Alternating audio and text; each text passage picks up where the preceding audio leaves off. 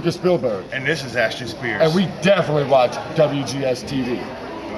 We're going to own it. Definitely going to own it. It doesn't really matter. Yeah, really. Respect my veteran.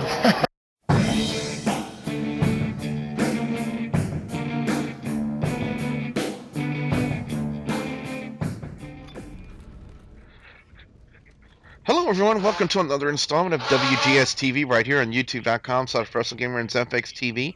I'm WB Billy Bujo, and this is going to be my main event review for the week of January 30th, 2013.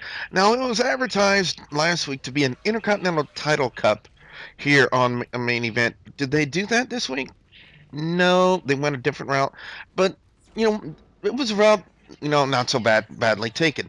Now we start off with Miz TV, Miz having Ryback, who apparently now is a guest on Miz TV. Ryback also making known the fact that he didn't know that Miz would be as cool as he thought he was going to be, which explains why the first time we saw Ryback on Miz TV, Ryback was in the the Ryback Moving Company, just demolishing and moving the set of Miz TV. But then next, they started talking about the fact, that they have one thing that both in common is that they both hate Antonio Cesaro, which then prompts Cesaro to come out and spew some comments of his own, which leads into the rematch from last week. We have Ryback and Antonio Cesaro. The matchup was okay at best. It was still, basically, Ryback, squashing his opponents, and Antonio Cesaro doing exactly what he did last week, attempting to run away. But while he was on the outside this time, he managed to kick Miz, who was on commentary, right in his face, and then escape through the crowd, and again taking another count-out loss to Ryback, which again they're dangling this Miz Cesaro carrot right in front of us, and it's a very good carrot, guys, if I do say so myself. And the way they're playing this off, this feud probably won't culminate until probably all the way at WrestleMania, because what better way to cultivate a huge feud building between Miz and Antonio Cesaro over the United States Championship than at your grandest stage of them all, WrestleMania. To me, that would be a great way to cultivate this feud. I mean, they're starting it off good, they're working it good, and again, I really hope to see WWE go this route. As far as this match goes, it's going to get a 3.5 out of 5. Having Ryback on Miz TV as an opening, I thought it was good. The matchup, again, it was just basically way too similar to what we saw on last week's main event, which was, Ryback squashing his opponent and Antonio Cesaro trying to run away. But the key difference here is when Cesaro was trying to run away, before he did that, he kicked Miz right in the face, which again leads me to believe that we're going to see a lot more between Cesaro and the Miz, probably leading up until WrestleMania. So I really want to see that happen. Very unique, interesting second match on this week's main event. Tensai was in the back getting ready for his match. Then he gets approached by the primetime players, and they start poking fun at him because of the whole lingerie thing that he had to wear. And I threw up a little bit in my mouth, and for some reason now I'm tasting fruit. But Tensai, takes offense to it. And next, we have a matchup between Tensai and Titus O'Neil. Now, Brodus Clay had already offered to be there at ringside because he knows how the way the primetime players work, but Tensai turned him down.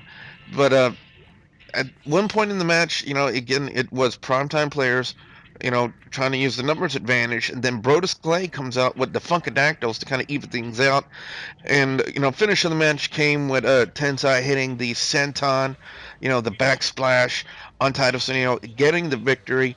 And then next, Brodus Clay and Tensai starts dancing. And, well, let me tell you this, as silly as it sounds, I really think that WWE is finally doing what they need to do, and that is dropping the Tensai gimmick and giving a gimmick which he is better known for. And for those of you who don't remember, at one point, Tensai, aka Albert, was in a tag team around 2002 with Scotty 2 Hotty, and he was known as the Hip Hop Hippo, where he would go out there dancing with Scotty 2 Hotty. So, if they're changing Tensai's gimmick to that, and possibly forming a tag team with him and Brodus Clay, honestly, that's not a bad move. Because it's a lot better than just having him go out there as Tensai, and we're constantly hearing, Albert, Albert, Albert, when we already know who he is. So I think maybe, what WWE is doing, turning him face and possibly pushing a new tag team of Brodus Clay and Tensai, or possibly with a name change soon, Albert, I see that as a good thing for the WWE. I really do. Scoring this match, I'm going to get a 4 out of 5. I'm going to give WWE their props because I think they're really starting to do a good thing with Tensai here, pushing him with Brodus Clay. Because, in essence, they did have an opportunity to, really take Tensai and make it a monster gimmick, a monster heel gimmick. It just never went over on the crowd because the familiarity of Tensai, he was just too familiar a face with the WWE fans. So, again, that's probably the downfall of the Tensai gimmick. But in essence, pushing him to be a face, I think it's a good thing. Overall score in main event this week, it's going to get a 3.5 out of 5, and I'm deducting half a point for one of the main reasons. They advertised and they promoted an Intercontinental Title Cup, and WWE did not go through with it.